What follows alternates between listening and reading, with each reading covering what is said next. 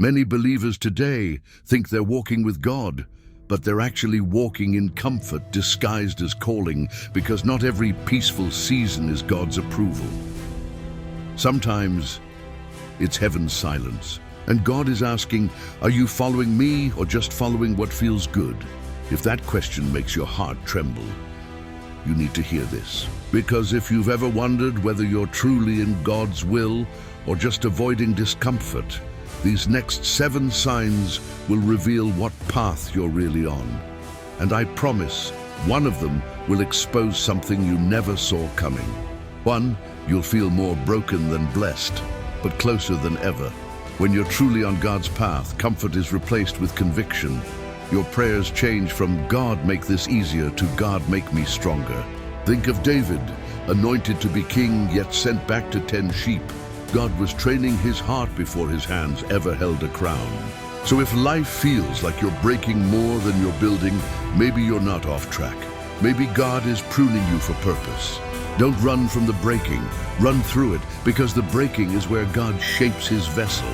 But here's the thing, if you stay faithful during the breaking, something begins to shift deep within you. 2, you'll start losing people you thought were permanent. God's path often requires holy separation. Abraham had to leave his homeland before God could make him the father of nations. Sometimes the proof you're walking God's road is the silence that follows obedience. You'll lose friends, comfort zones, maybe even opportunities. But what you gain is clarity. Stop mourning who walked away. Start rejoicing that God is clearing space for who's coming next, because after the pruning comes something even harder to recognize. But it's one of the clearest signs of divine direction. 3, you'll experience doors closing that you were sure God opened. Sometimes the very thing that felt like a blessing becomes the test. In Acts 16, Paul tried to preach in Asia, but the Holy Spirit forbade him. It wasn't rejection, it was redirection. When you're on God's path, He'll shut doors you thought were your destiny. You'll feel the sting of disappointment, but later realize it was divine protection. So when doors close, don't panic, pray. God doesn't waste confusion. He uses it to reroute your calling. And when you begin to trust His no as much as His yes, something miraculous begins to happen. 4, you'll sense peace, even when everything around you falls apart. This one's rare because the world tells us peace comes from comfort. But God's peace isn't circumstantial, it's spiritual. In Hebrew, shalom doesn't just mean peace. It means wholeness, completion, harmony with God's order. That's why Jesus could sleep in a storm. The world was shaking, but His spirit wasn't. When chaos hits, don't chase calm, chase Christ. Because when you're in His will, peace isn't the absence of trouble. It's the presence of trust. And when that peace anchors your soul, something else begins to awaken in you. A new hunger you can't ignore. Number 5, you'll feel a holy discontent for the ordinary. The closer you walk with God, the less you can tolerate spiritual complacency.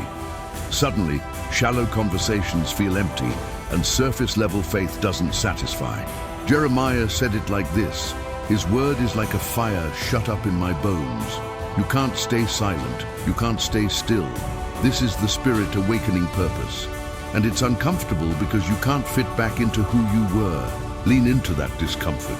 It's not restlessness, it's revival stirring within you. But what if I told you the next sign doesn't feel spiritual at all? It feels like loss. Number 6, you'll have to let go of good things to receive the God thing.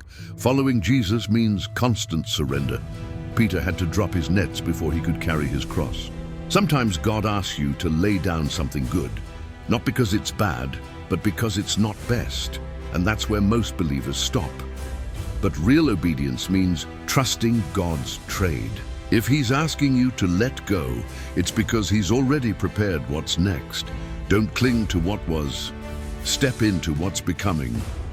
And finally, there's one sign that confirms you're not just walking with God, but that He's walking through you.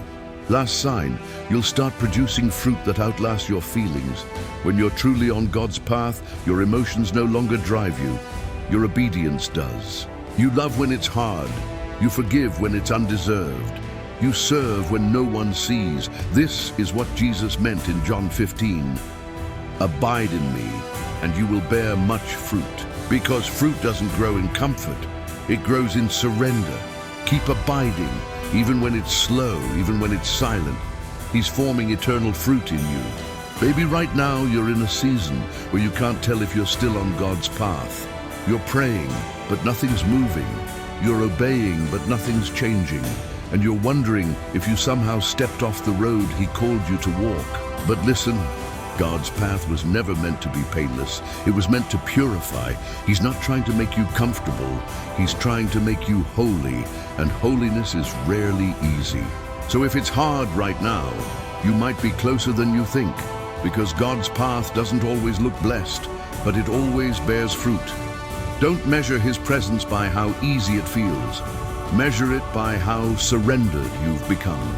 Keep walking, keep trusting, keep abiding, because even when you can't see it, He's leading you through the fire, not to destroy you, but to reveal Himself in you. And one day, when you look back, you'll realize what you called confusion was really direction. What you called pain was really pruning. And what you thought was the end was the exact place God began His greatest work in you. If this message met you where you are, don't let it fade.